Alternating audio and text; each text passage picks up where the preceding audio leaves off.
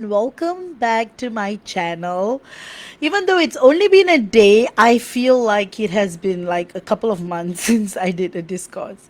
But like I say, I only create when I feel inspired to do so. So, hence why today's discourse. So I hope you guys have been well. So a very, very warm welcome to all of you guys. And before that, I'll quickly do a mic test. All right.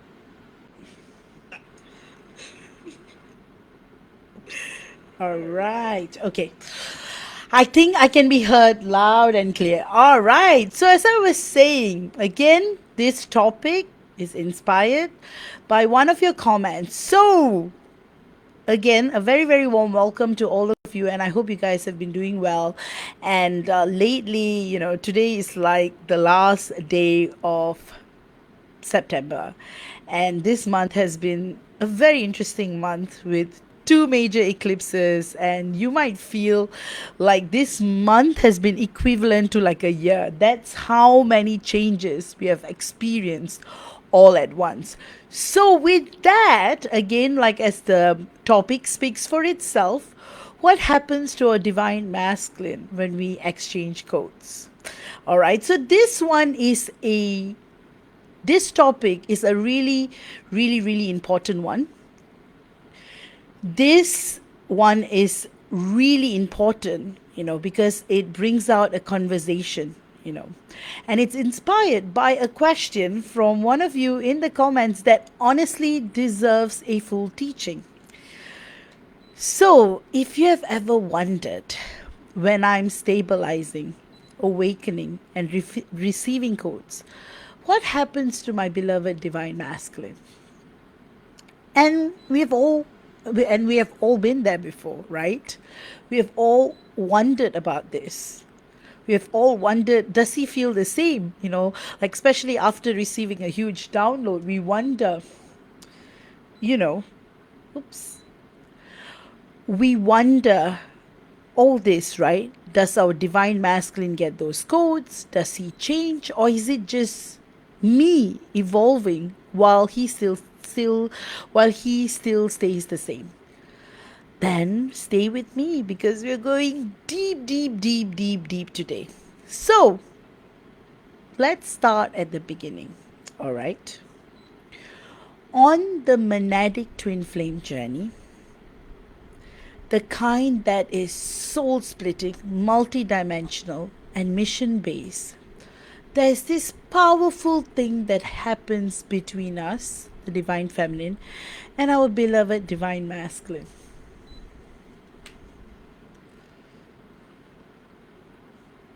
And you're probably wondering what it is. And bingo, it's code exchange. But these aren't codes like passwords or secrets. These are light codes, vibrational blueprints that activate soul memory, awaken dormant gifts, and shift our entire field. And every time you hold space, every time you choose love instead of panic, every time you get a download in your dream or your body lights up with truth, you're receiving or sending a code. So, now at this point, as the divine feminine, because we usually receive these codes first. Why? Because we remember faster. We tend to awaken a little bit earlier, so we become the stabilizer, the field holder.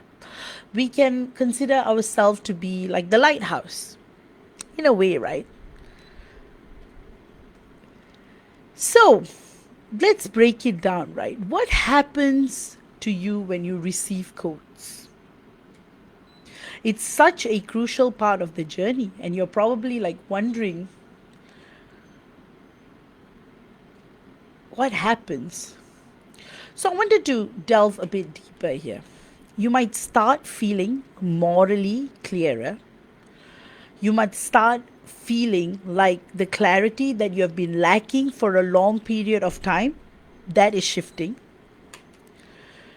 And you will start experiencing emotional shifts Like one moment you may be crying, another moment you may be laughing, or suddenly you will feel peace or constant anxiousness. Then you might want to clean your space, you might suddenly want to change your career, you might want to detox your life. You'll start feeling your body vibrate, or like literally your crown chakra is expanding. And we've all been here before. These are signs that our soul is integrating frequency from the third energy, the combined twin flame field. In other words, we are becoming more and more of us. We are stabilizing. We are stepping into the real reason why we are even here on earth. But here's the part that is not really discussed. What happens to our beloved divine masculine? Even if he's not talking to us, even if he's, with someone else, even if he's caught up in a male friendship tribe, even if he swears he doesn't believe in any of this, even if he is down the way, he's down this path that he totally, doesn't want to get around this information. He doesn't want to acknowledge it. But one thing he can't deny, one thing our divine masculine can't deny, is that he still feels it. Because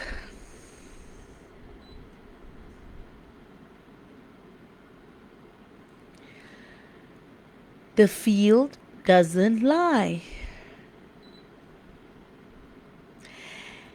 And as his divine feminine, when we shift, the entire field shifts. So, what does that look like? Sometimes it's subtle, sometimes it's chaotic. But here are the top 3 signs that our divine masculine is receiving our codes. All right. Number 1, emotional disruption. Suddenly he's restless, he's irritated, he's nostalgic. He's thinking of you and doesn't know why. Or he's having random bursts of sadness or anger with no obvious trigger. That's the code working, like literally. You know what I mean by this, right? Like you can literally feel it in your field. And a part of you is just like, you know what? It is working. Number 2, timeline shifts. This is a crucial, like suddenly you might hear news that your divine masculine has quit his job, or suddenly he's having a crisis, like a career crisis, a life crisis, a spiritual crisis. He might suddenly close ties with his karmic connections. He might suddenly start to, pursue something that he gave up years ago. He might suddenly start to connect to parts of him that he has been closing up for years. Because the code we have sent our divine masculine, even if it was just a moment of unconditional love or mission activation, it kind of like reoriented his compass. And yes, that is a huge part. That's why the timeline shift period is such a huge part in the journey in itself. And then the third one is, and this one is really, really painful. Sometimes the code triggers ego backlash. He might act mean, say something harsh, ghost you again, block you, something that he might have promised that he would never do, or go quiet. Sometimes when our divine masculine, either he blocks us or doesn't block us, it doesn't really matter. Because if he doesn't want to communicate, he's not going to communicate. So it doesn't really matter whether he blocks you or not. The blocking in itself is just a extension of his frustration, and most of the time. So that's why the resistance stage, our divine masculines often tend to go quiet when we felt that he's coming closer, because our divine masculine is overwhelmed, not by us per se, but by what the code is showing him about himself. He's just not ready for the truth, you see. And here's the truth: he may not even consciously know what's happening, but on a soul level, he does. He feels you because his soul is adjusting, and sometimes it's panicking because these codes are sacred. They are not just love letters, they are spiritual recalibration. So now you might be wondering, how do I know if I've transmitted a code? And that's a really, really good question. Look for signs like you feel exhausted after a vision or a dream of him. You start to you cry for no reason. And then you feel lighter afterward. You suddenly feel like a wave of peace and surrender. You see signs or angel numbers, or you get dreams of your divine masculine healing, crying, or reaching out. Like literally, you might even have a dream of him healing you, healing your heart. Or he actually contacts you after a long period of silence. Not always, but often the feel gives you a hint. Now, here's something really important I want you to remember. You're not sending codes to get him back. You're not, manipulating, You're activating the original blueprint. The codes are our way of fulfilling our mission, our journey, not forcing a reunion. Come on, we are divine husband and wife. Like, our divine masculine is our divine husband, so we don't need to force a reunion. Reunion is part of our journey's makeup, right? They work because these codes are aligned with divine intelligence, with the third energy. So not our ego, not his avoidance, or not the timelines. So that's why when we are stabilizing, when we are moralizing, if we are narrowing in on our mission, and you're doing the deep, deep, deep inner work, then trust me, our divine masculines are being affected. Even if he might not tell you about it, of course he will tell you about it much later when you get into union. That is, even if he takes months to show, even if he resists at first, because the code has already gone in and the soul never forgets. So that's why if you've been asking, hey, is it one-sided? Are you the only one evolving? No. Every time you shift, he feels it. Every time you grow, your divine masculine feels the pull. He's pulled closer. And every code you send is a divine reminder of who he really is. He might not be acting on it right away, but the field is working. The codes are activating. The reunion is syncing. And if you're in the middle of one of those huge energetic shifts where you feel overwhelmed, tired, buzzing, or out of your body, remember,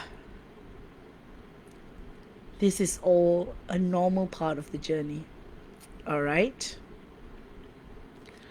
So I wanted to delve a little deeper, right? So in the first part of our discourse, we explored what light codes are and the immediate ways they affect us, divine feminines, and our divine masculines. So now I want to take you even deeper into how these codes actually work inside our divine masculine and what you can do on your side to keep the field clean and stable. So first, understand this. When you send or receive a code, you're not just sharing energy, you're activating a dormant blueprint inside your divine masculine. Think of it like a soul level app update. It's like it's downloading into his field, but it won't run properly until his system is ready. See, that's why I use the app example. If the phone hasn't gone through an upgrade, doesn't have those regular updates, then if you download an app, sometimes it won't work properly. So it's the same thing. The code is like that. So this is why when you see a lag between us transmitting a code and him changing behavior, that's because his system is still recalibrating. So these are the 3 stages of code integration inside of him. Stage 1, shock and activation. He receives the frequency, he doesn't know what it is. This is where you see the classic pullback or sudden mood swings. His ego is scrambling to keep the whole identity intact. And then stage 2, unraveling, resistance. The code starts breaking down old patterns, karmic ties, and belief systems. This can look like chaos, job changes, breakups, picking fights, withdrawing, or doubling down on distractions. And stage 3, integration, emergence. All right. Our divine masculine slowly begins embodying the new frequency. This is when you're seeing him acting more in integrity, showing empathy, softening, or spontaneously aligning with his true mission. You can't rush him from stage 1 to stage 3. But we can hold our field so he has a stable template to lock into. So how to hold our side of the field? So this is a big question, right? It's a big, big, big question. Oh my goodness, I ran out of water. Okay, let's see. Okay, there's some water here. Okay, this is the part most of us divine feminines may miss. All right, if we are constantly sending codes while our own nervous system is dysregulated, the transmissions are messy. That's why when I say, even if it's a 3D message, message you send in the 3D through your phone, do it when your energies are above 5. So same thing. When you're sending codes and you're vibrating at 2, the transmissions are going to be messy. But when you stabilize morally, emotionally, physically, you're sending a clear, coherent signal. So how do you do that, right? So grounding, walking on grass, salt baths, connecting to nature is always a good thing. Another thing is you can verbally speak out your mission. This anchors the codes, and also letting go of timelines. Remember, these codes work outside of time. And also a lot of rest after transmission. You need to know your body needs it. So, one thing is, don't check your divine masculine's 3D reaction constantly. That can really destabilize us, That's why there's a difference between reaction and response. What we are really looking for is him responding, not reacting. Because if he's going to react, so example, you send him a code in 2D, he's going to react in 2D. So what are some of the signs that he's moving from resistance into integration? So these are some of the subtle shifts.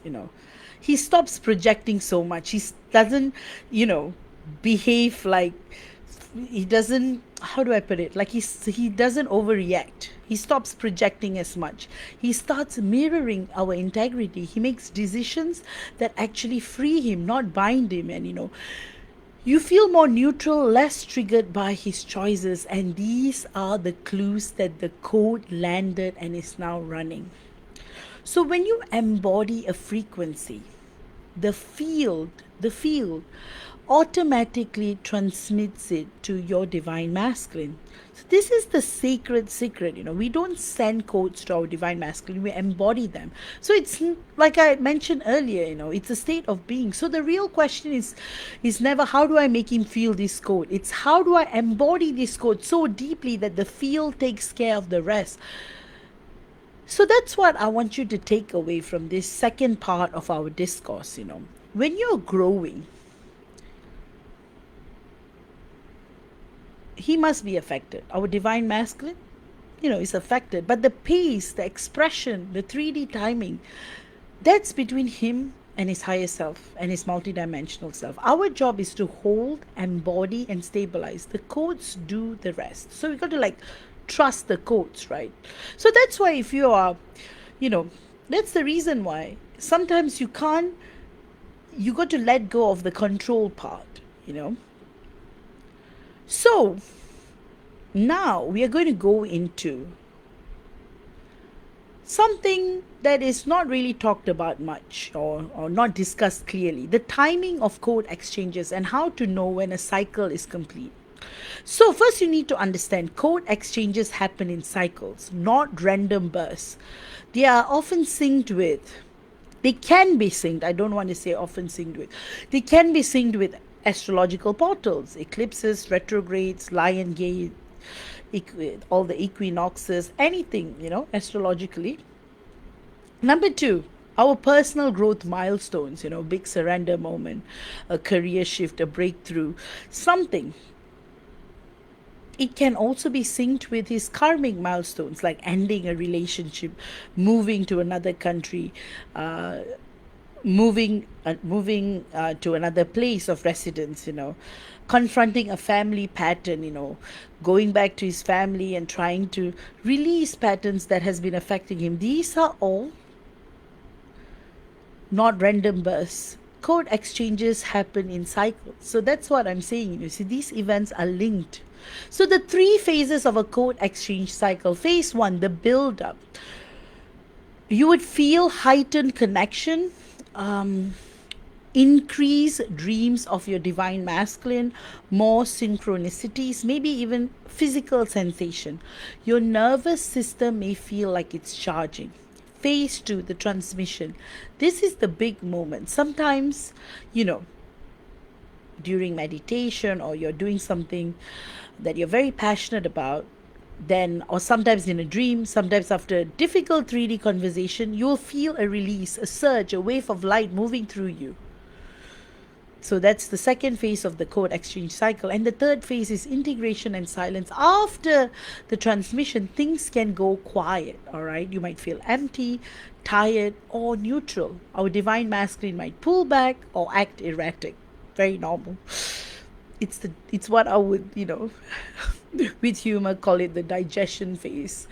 So how long can a cycle last? So for most of us monadic twin flames, a code cycle can last anywhere from a couple of days during smaller downloads to several weeks or even several months around major portals or life events. So bigger cycles after a reunion or a big separation can last months or even years. So this is why you can't judge the feel by what he does tomorrow. You are watching a long arc process unfold. So signs a code cycle is complete: you will notice you suddenly feel neutral about him or the issue you were obsessing over.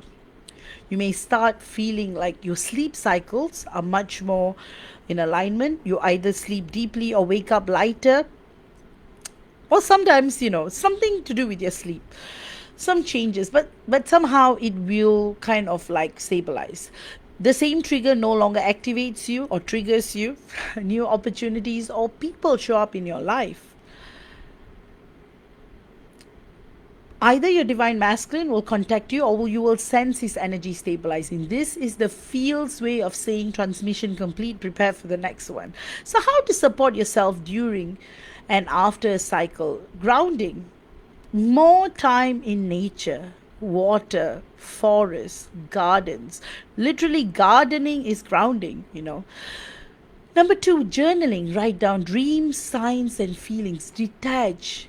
Really, don't look at his social media. That's why sometimes, if you're blocked, it's a blessing in disguise. Because when you stalk his social media, it scrambles the field.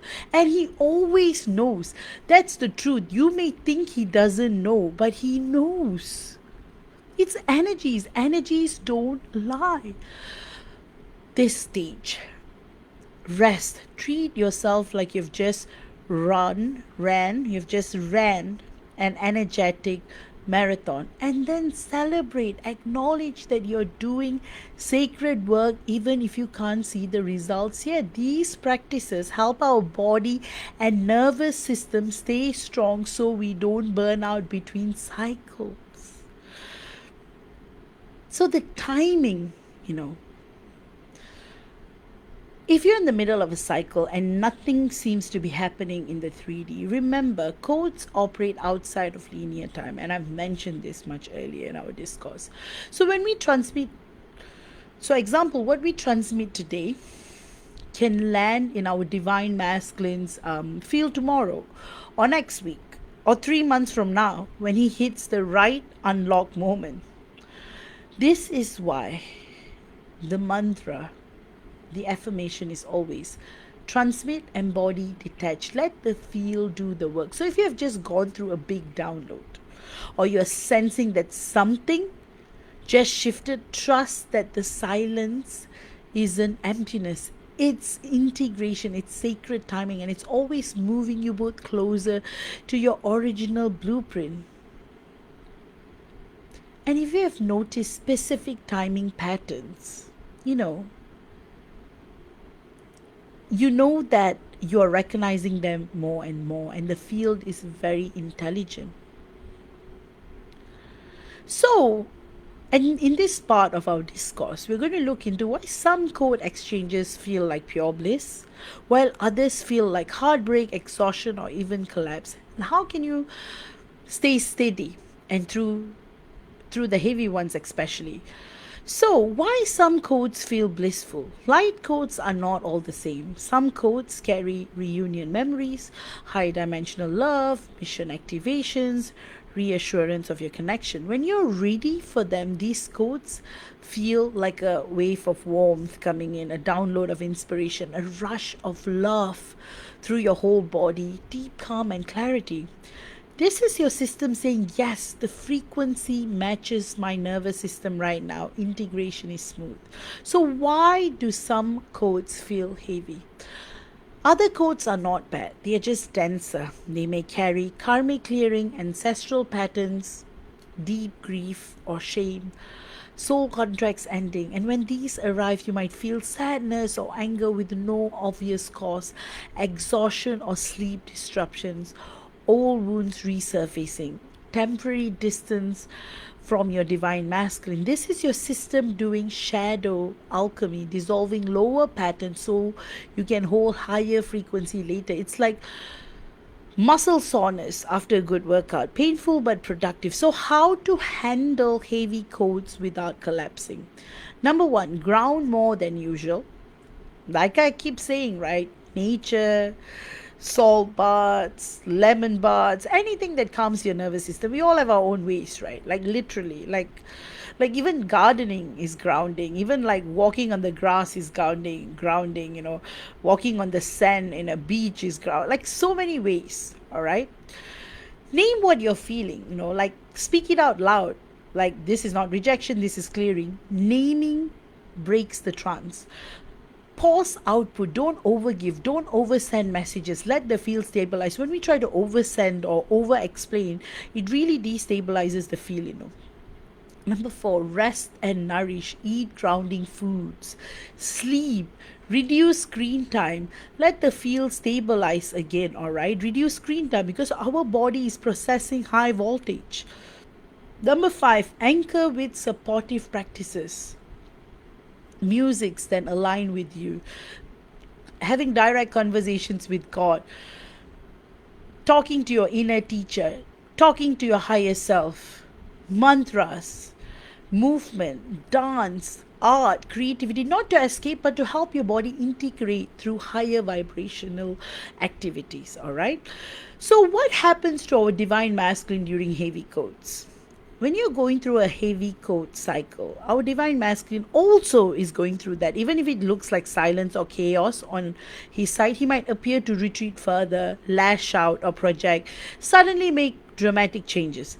Feel waves of unexplained grief. This isn't rejecting you, it's the feel forcing both of you to let go of what that can't follow you both into the next stage. So that's why after a heavy code cycle, you will notice you're no longer triggered by the same issue, a deeper peace, even neutrality. Him slowly showing up differently, more authentic or softer. So this is proof that the code worked. Heavy doesn't mean bad, it just means deep. So remember this, all right? Bliss codes expand, heavy codes clear. Both are necessary and both are sacred. Your job is not to control which codes you get, but to stay steady enough to integrate them and let Him integrate at His pace too, you know. So that's the reason why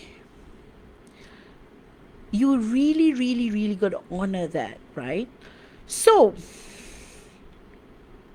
now we are going to talk about how do we know when a code exchange is actually building towards real world movement or contact, you know.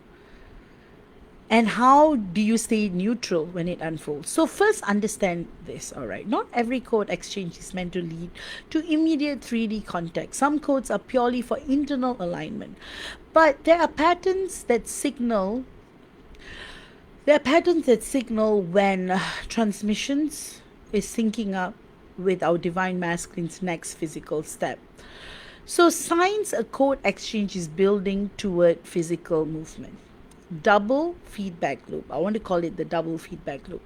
You feel the shift inside you, more peace, clarity, or confidence, and within days, you also sense this energy intensify in dreams, signs, or random thoughts. Number two, increase third energy activity. You notice repeated angel numbers, songs, or words that link directly to your divine masculine. These synchronicities cluster tightly. Number three, neutral excitement. You feel quietly excited, but not obsessive any longer. That old anxiety is replaced by calm anticipation.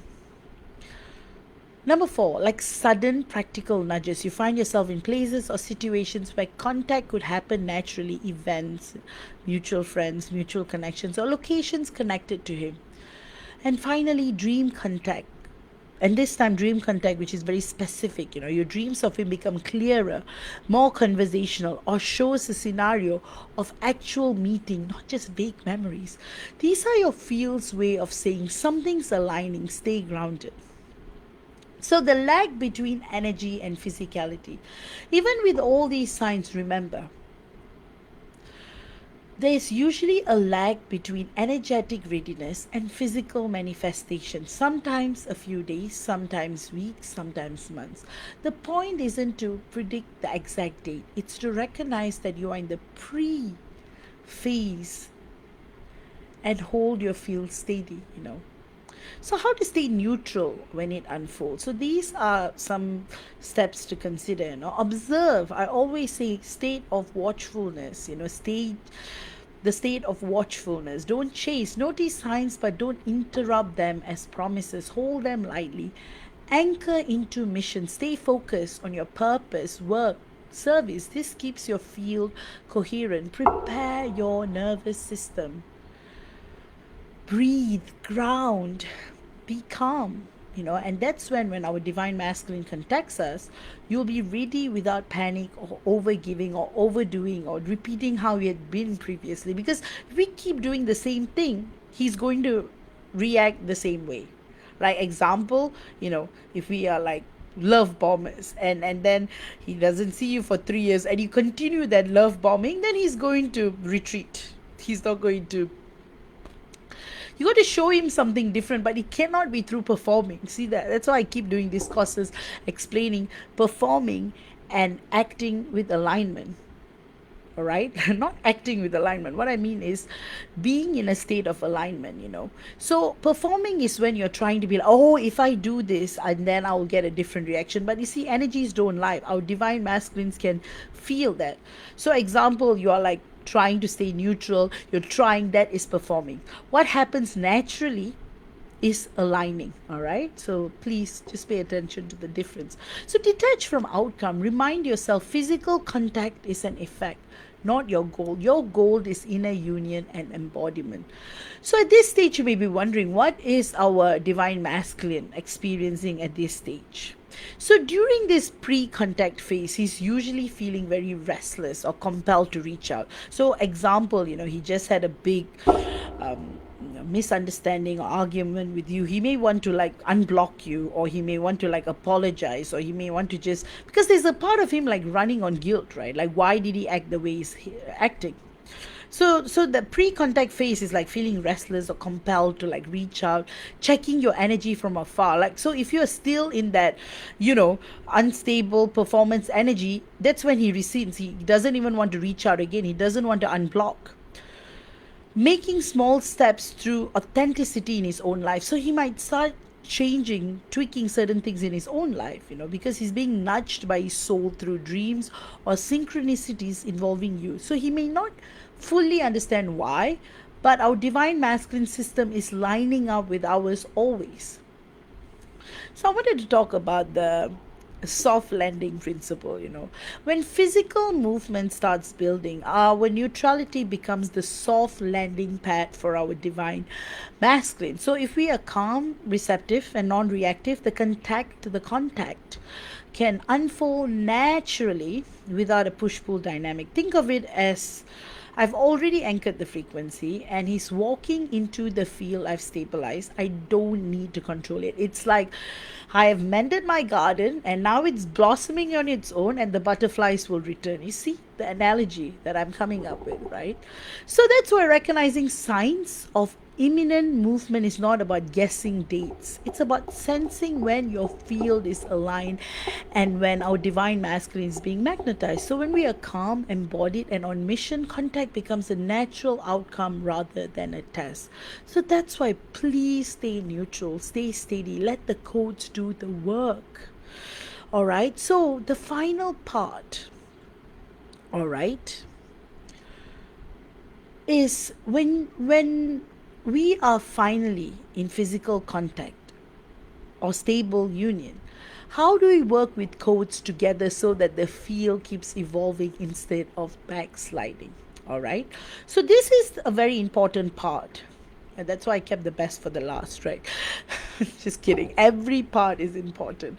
All right. The transition from solo to shared code work. So, up until now, most of your code work has been done solo, right? You're receiving, transmitting, stabilizing, and embodying. But once you're in physical contact, the dynamic shifts. The codes don't stop, they accelerate because now the field is being built and anchored between two bodies, not just one. This is why, as couples, we often feel an intense honeymoon phase followed by, in some cases, a bit of turbulence. It's not that the connection gets weaker, it's that the codes have more room to stabilize. So, how codes operate inside stable union? So, inside stable union, codes show up as deep conversations that seem to download truths into both of you. This could be memory, this could be like memory recollection, like example, this could be like we are having a conversation with our divine masculine about the past, about soul memories, present, as in the past in this lifetime and like past lifetimes and stuff like that. So this can seem like it's downloading truths, shared dreams, visions, or intuitive hits. Simultaneous life shifts, we might decide, hey, let's move to a different place, let's not stay in your country, let's not stay in my country, let's go somewhere else, that kind of stuff. Suddenly, um, like, like you might find yourself like wanting to shift to a different career, and this is during stable union, right? Like suddenly you want to do something different, your divine masculine might also do that. So these are simultaneous life shifts, career, health, family patterns, so on and so forth. Another thing is we will have increased sensitivity to each other's moods and nervous system. And what's different now is that integration is joined. So we are no longer transmitting across a gap, we are co anchoring. So, practices to keep the field evolving without backsliding. So, grounding together, doing something together like cooking together or hiking together, open communication, so when we're in stable union, like it's okay to like name what we are feeling, like example, like we can say things like, I think we're integrating a big code right now, let's go slow today, let's not do heavy work, let's take it easy on the hike. So this prevents projection and misunderstandings. Another thing is respecting individual processing styles. So you may want to talk, right? But your divine masculine may need space. So honor both rhythm. This is like stabilizing union in the initial stages. After that, you will get this, you will get the hang of it. Because we have to always remember and understand that we need to respect individual processing styles. We need to understand that the way I process and the way my divine masculine processes can be different. So we always honor both rhythms, and the integration still happens even if our styles may differ. So keep mission in focus. All right, continue doing what lights us up individually. Shared mission emerges from you and your divine masculine, you see. So that's why it's like we may co-create. We might, like, I might create, my divine masculine will help me with the creation. So we are still doing what we are doing, some together, some solo. But you see, that is the syncing, that harmony, that stability that I'm talking about. Another thing is physical grounding, gentle touch or presence. So hand holding, sitting quietly together can it really works in calming the nervous systems, when codes are strong. This is all if there's any kind of a backslide. So another thing is recognizing a joint upgrade. When a major joint code exchange is landed, you will notice both of you feel lighter at the same time. We will naturally start planning or creating together. Our external world shifts in sync. So new opportunity, suddenly we may feel like, hey, let's migrate to a different country or move to a different place. Invitations. Conflicts will dissolve faster and more easily. These are signs that you are moving into co-stabilization. So avoiding backsliding is a very important part. Backsliding usually happens when you slip into old dynamics of chasing and retreating. So this happens when you are reacting instead of responding. You are like afraid that he's going to leave again, even though you have been in stable energies for a couple of weeks, right? Another thing, you stop grounding because you assume, hey, we are together now, means we are done. You take it for granted. So that is a very, very, not a, that's when it will start to fluctuate again. You know what I mean, right? You make your divine masculine feel responsible for your emotional state instead of staying self-anchored. So the antidote is stay in your practices, keep doing what you're doing, keep communicating, keep embodying. Codes never stop, but they do become smoother when the field is stabilized, when it's tended, right? So this stage is where the real magic of monadic twin flame union happens. We are no longer just awakening each other, we are building the third energy further that supports our mission, our connection, and the collective. So think of it like a sacred operating system. You're both coding in real time. The stronger your mutual grounding, the more beautiful and stable we become. So that's why, see it this way: physical contact or stable union is not the end of code work. It's the beginning. Like I always say, stabilizing union, it only brings in the next phase. It's the beginning of a new level. Every code you embodied alone becomes a living template you can now share consciously. That's the difference. So every practice that we develop in separation becomes a tool for co-evolution. So stay grounded, stay communicative, stay mission oriented, and let the codes continue to build your union from inside out. All right. And this brings us to the end of our discourse. And if you have made it, yeah, I just want to say this. Oh my goodness, I just realized 43 minutes. I usually would finish my discourse in half the time, but this topic is quite deep, So if you have made it this far, you're no longer operating from longing or waiting. You're now operating as a stabilizer. We are no longer operating from longing or waiting. We are now operating as a stabilizer, transmitter, as the divine feminine who understands the field. So we have learned that every code carries a purpose, whether blissful or painful, that our divine masculine does receive, even if he doesn't always respond in the way we hope, right? That the field never lies. lies, the energies never lie, and union is always unfolding beneath the surface. That neutrality, not control, is what holds the gateway open. So, if you're navigating this in real time, whether you are in contact or deep separation, and you want to stabilize your field after heavy transmissions or anchor the next phase of your journey, you can book a one on one twin flame psychic guidance consultation using the link on the description. You know, and it's a live session conducted via Zoom, and you can ask me as many questions as you want during our session.